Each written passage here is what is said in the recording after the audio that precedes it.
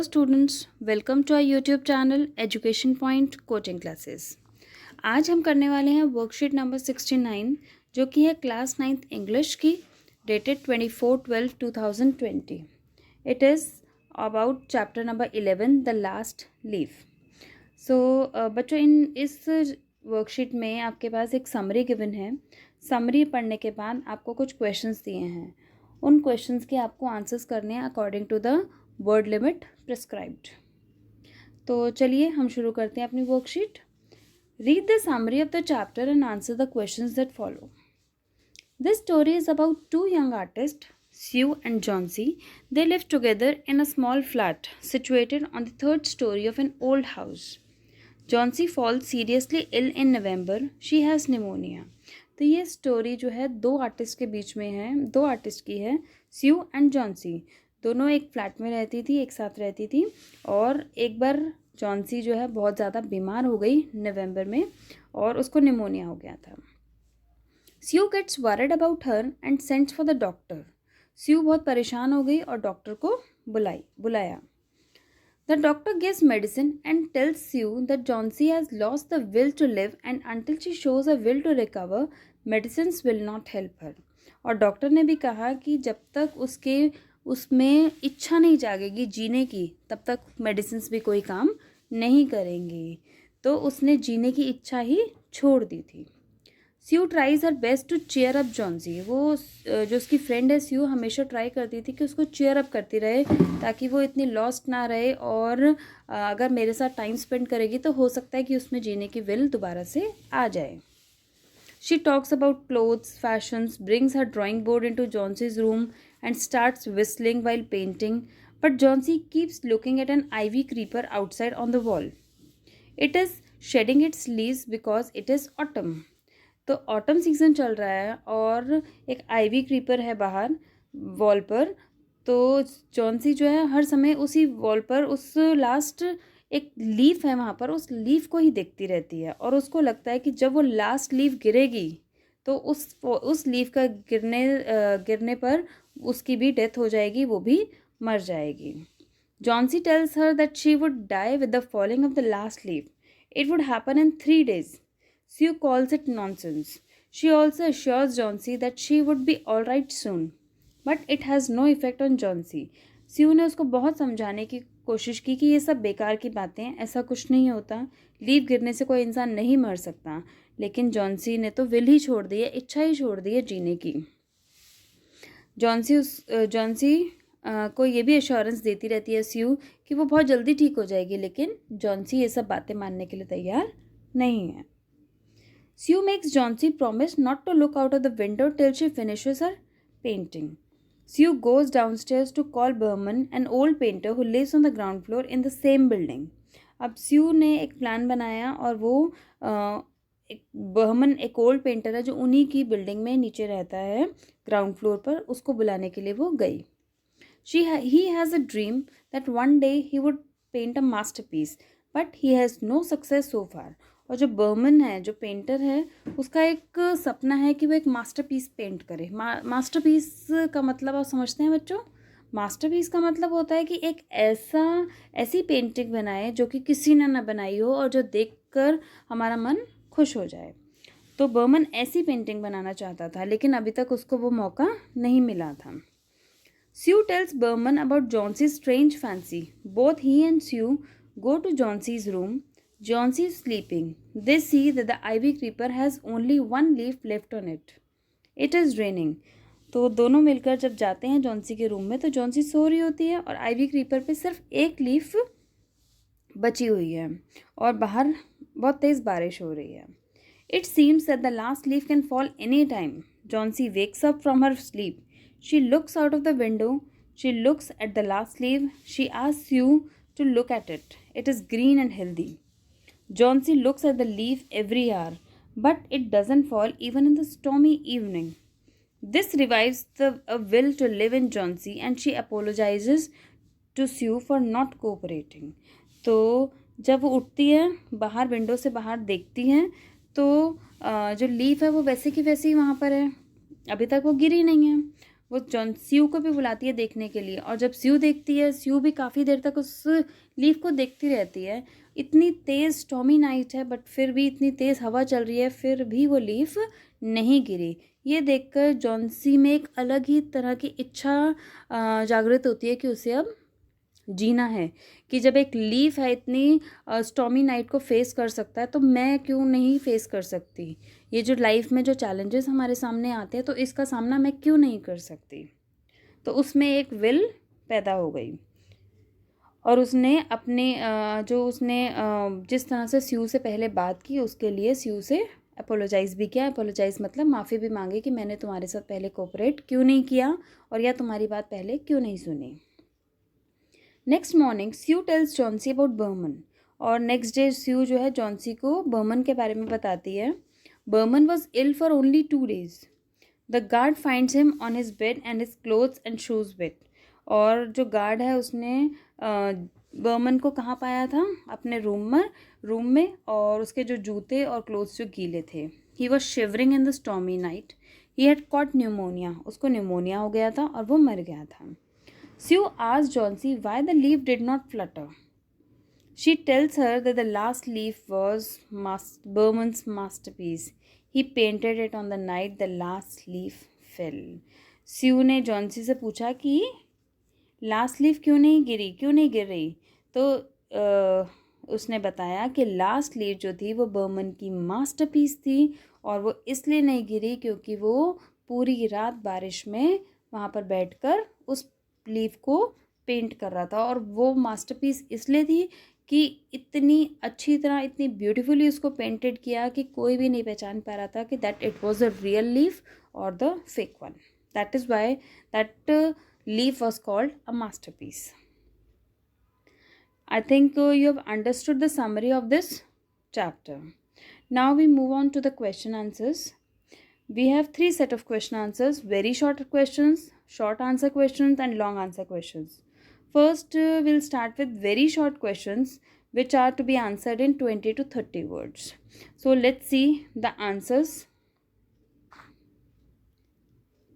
First question: Why was Johnson's condition not improving? Johnsy की condition क्यों नहीं improve हो रही थी? Johnsy wasn't improving because she had a belief that when the last leaf fell off from the ivy vine, she too would die. क्योंकि Johnsy को ये belief था, ये उसको लग रहा था कि अगर ये लास्ट लीफ इस ट्री से गिर जाती है तो वो भी मर जाएगी, इसीलिए उसकी जो कंडीशन है वो इम्प्रूव नहीं हो रही थी.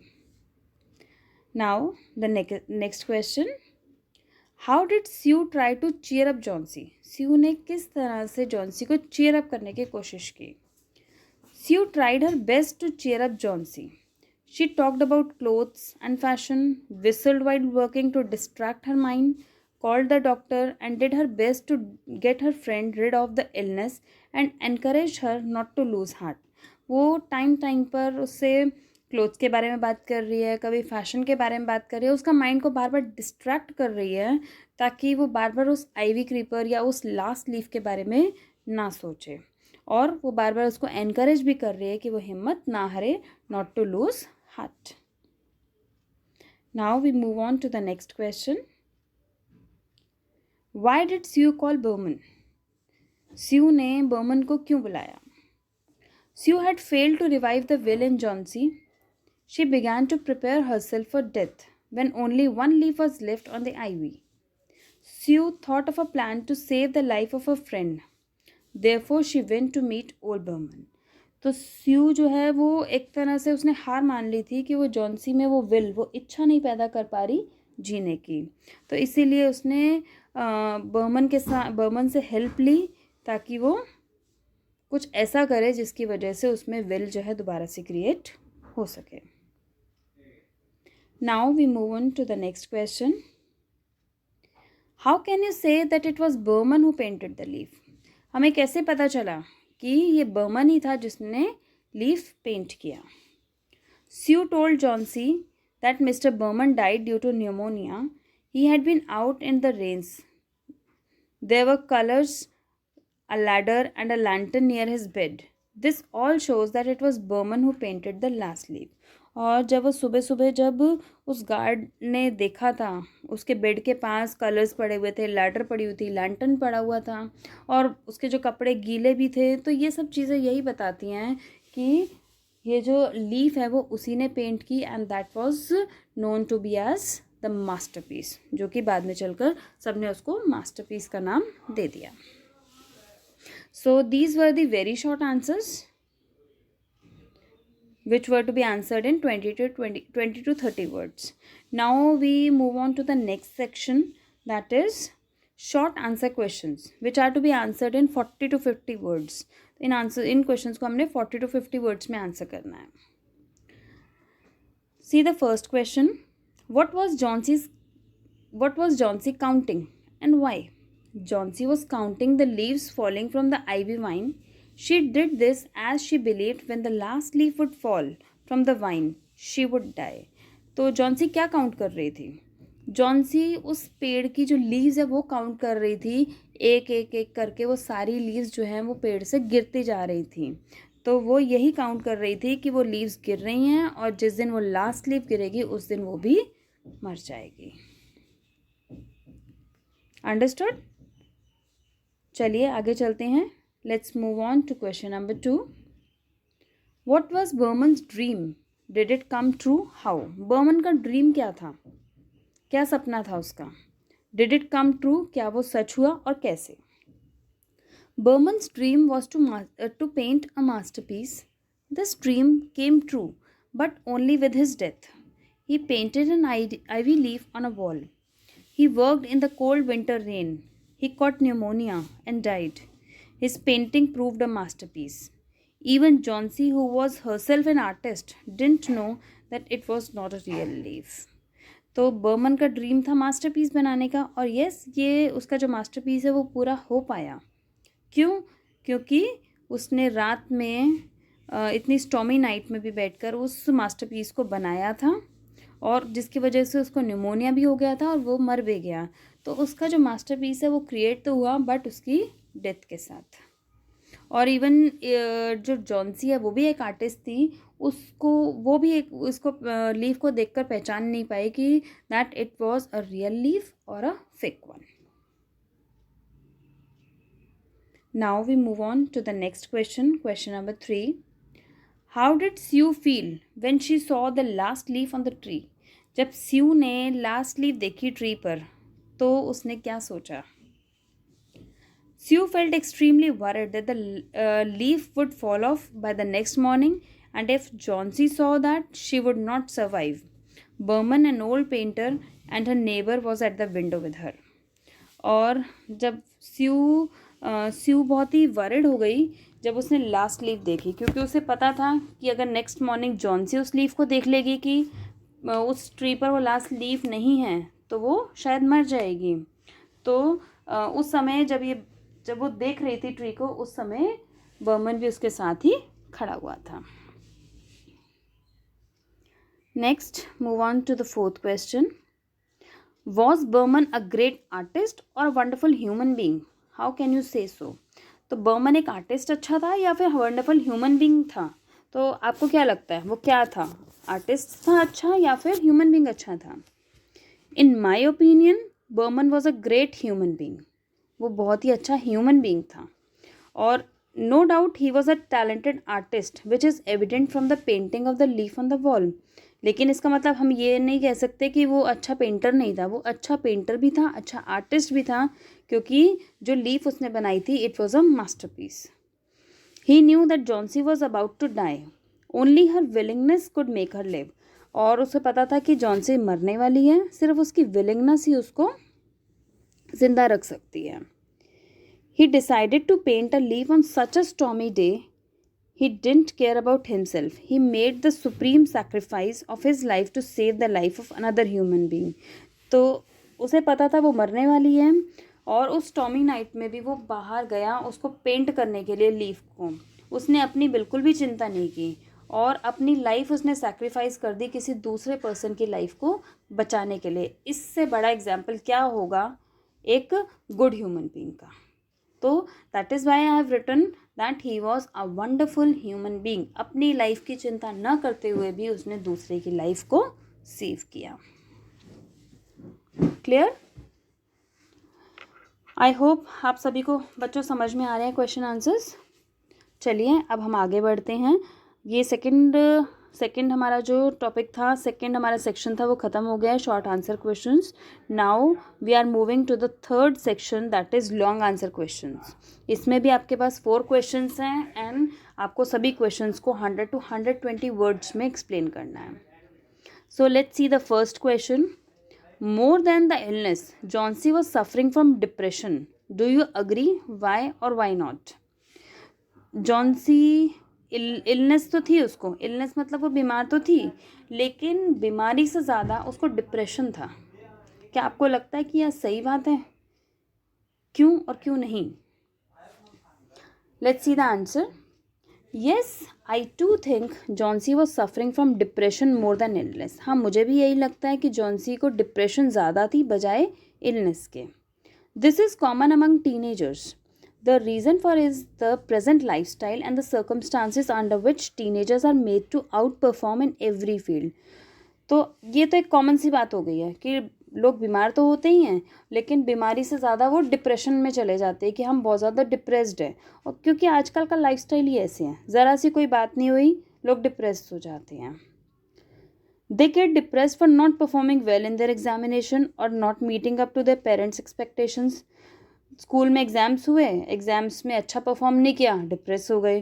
पेरेंट्स की एक्सपेक्टेशंस होती हैं बच्चों के साथ, जब वो एक्सपेक्टेशंस पूरी नहीं हुई तो हम डिप्रेस हो गए। तो डेली हर समय जो बच्चे हैं वो डिप्रेस हो जाते हैं किसी ना किसी बात को लेकर।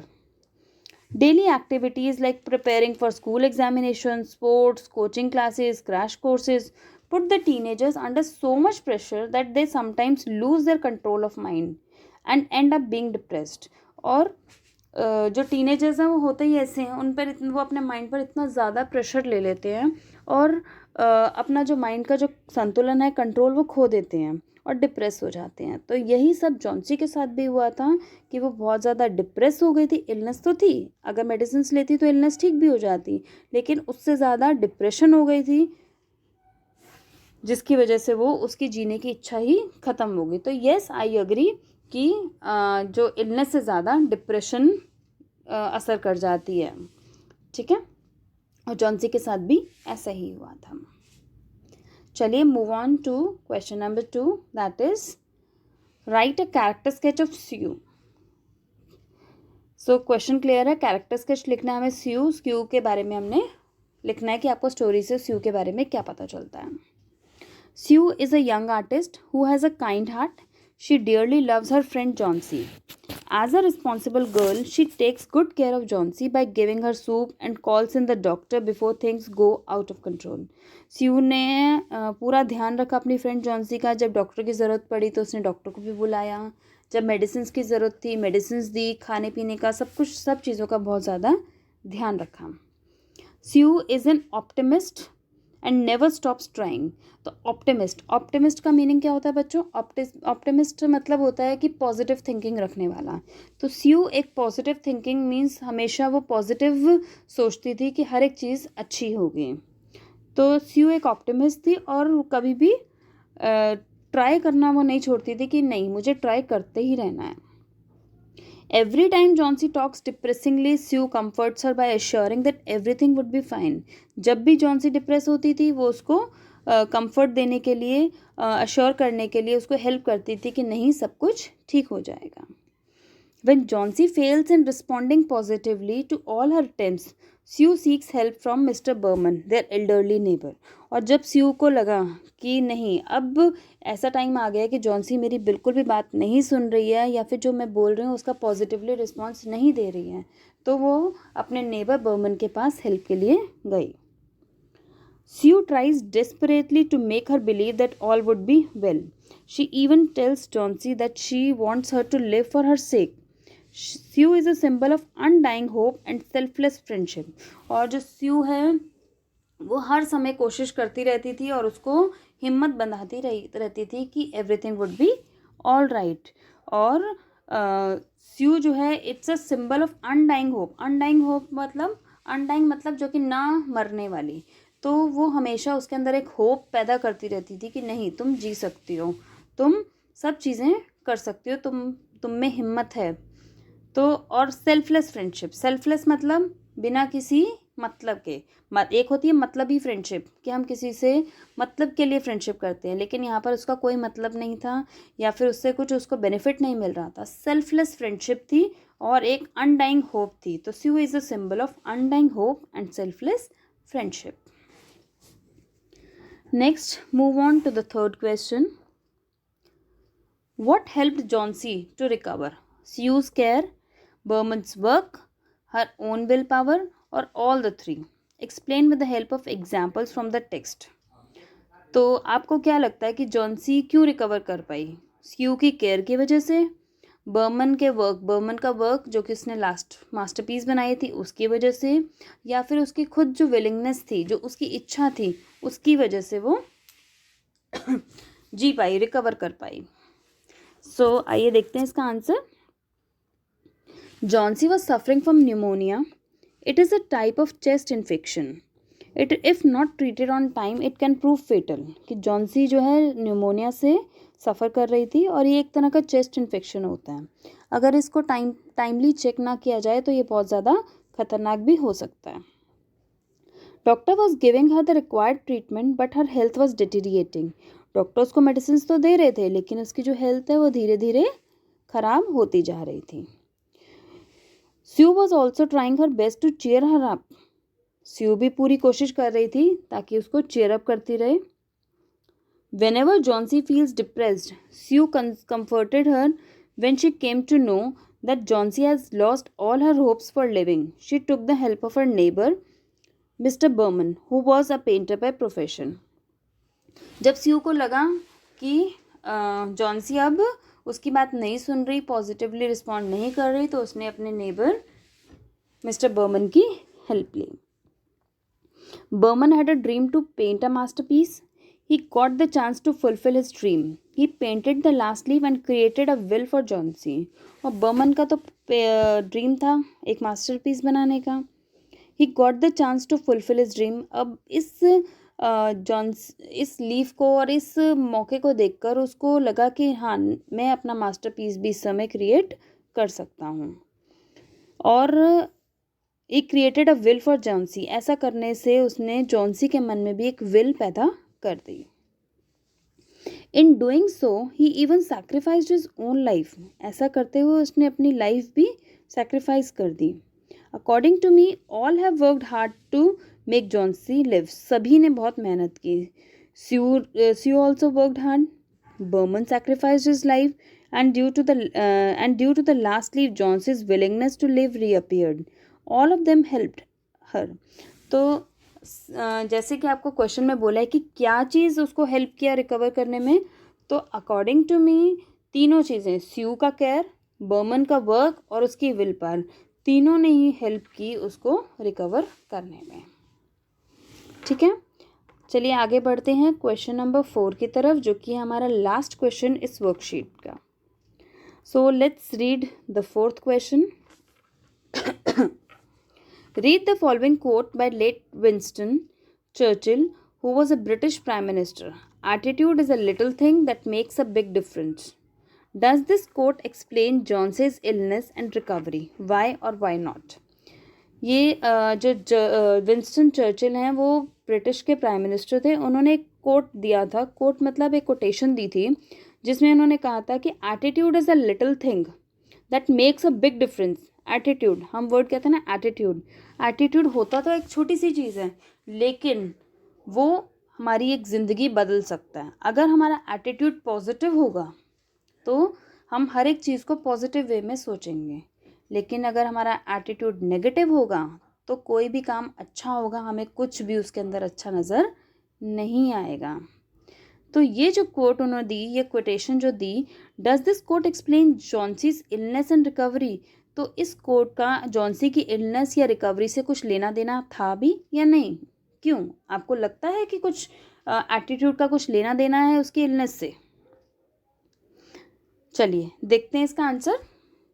Yes, a very big yes. Yes, attitude does make a big difference and its impact depends upon the type of attitude you have. जो attitude सच में एक बिग डिफरेंस ले आती है एक ह्यूमन बीइंग के लाइफ में, और वो उसका जो आपका एटीट्यूड है वो किस टाइप का है, whether it is a positive attitude और a negative attitude. Attitude is the way we think feel and act. Attitude होता क्या है कि एक ऐसा तरीका जो हम सोचते हैं, फील करते हैं और एक्ट करते हैं. Success is achieved by the thoughts we have in our minds. We ourselves control our actions and feelings, so we control our attitude. जो अगर हमें सक्सेस मिलती है, सक्सेस मतलब अगर हमें कोई सफलता मिलती है तो वो किस किस वजह से मिलती है, जो कि हमारे थॉट्स हैं माइंड्स में, हम उनको किस तरह से प्रेजेंट करते हैं. तो इस तरह से हम अपने एक्शंस को अपने माइंड से कंट्रोल करते हैं. अगर हम एक्शंस को कंट्रोल करते हैं इसका मतलब हम अपने एटीट्यूड को भी कंट्रोल करते हैं. अगर हम नेगेटिवली सोचेंगे तो उसका इफेक्ट नेगेटिव होगा. If we think negatively it mainly affects our behaviour. As the people create doubts, fear, feelings of frustration. अगर नेगेटिव फीलिंग्स होगी तो हमारे माइंड में डाउट्स होंगे, फियर होगा और फ्रस्ट्रेशन हो गई. So this statement aptly proves Johnsy's illness and recovery. So जो एक ये जो कोटेशन है जो हमें विंस्टन चर्चिल ने दी, वो एप्टली मतलब करेक्टली, ट्रूली प्रूव करती है कि जॉन्सी की इलनेस और रिकवरी के बारे में हमें जस्टिफाई करती है. कैसे? देखिए, in the beginning we see that Johnsy had a negative attitude towards life. हमने देखा था जॉन्सी का नेगेटिव एटीट्यूड था लाइफ की तरफ. वो मरना चाहती थी लास्ट लीफ को देखकर कि अगर लास्ट लीफ गिर जाएगी तो वो मर जाएगी, उसकी विलिंगनेस नहीं थी. बट धीरे धीरे उसने पॉजिटिव एटीट्यूड को अपनाया, और जब उसने लास्ट लीफ देखी कि वो वहाँ पर उस स्टॉर्मी नाइट में वो लास्ट लीफ अभी भी वहीं पर वैसे की वैसी ही है, तो उस लास्ट लीफ को देखकर उसका जो एटीट्यूड है लाइफ को देखने का वो बिल्कुल चेंज हो गया. वो पॉजिटिव एटीट्यूड हो गया. ठीक है, लाइफ उस लीफ के गिरने या ना गिरने से कोई इंसान जीता और मरता नहीं है, लेकिन लाइफ को देखने का जो नज़रिया है वो बिल्कुल चेंज हो जाता है. तो इसीलिए कहा गया है कि जॉन्सी की इलनेस इसीलिए क्योंकि लास्ट लीफ को देखकर उसको लग रहा था कि वो मर जाएगी, और रिकवरी इसलिए कि जब उसका पॉजिटिव एटीट्यूड आया तो उसके मन में विलिंगनेस हुई और वो जी पाई. ठीक है, तो इसको हम पढ़ते हैं. In the beginning we see that Johnsy had a negative attitude towards life. She thinks she would die with the fall of the last leaf. She lost her willingness to live. On the other hand, when Berman painted the last leaf, she regained her willingness. She possessed a positive attitude towards life. She wanted to live, and slowly and gradually she recovered and became healthy. So we can say that attitude towards life does make a big difference. तो हम कह सकते हैं कि जो attitude है, whether it is a positive या negative attitude, that will definitely make a big difference in your life. I think आपको ये वीडियो पसंद आई होगी. Thanks for watching this video. Meet you in the next video. Till then, bye.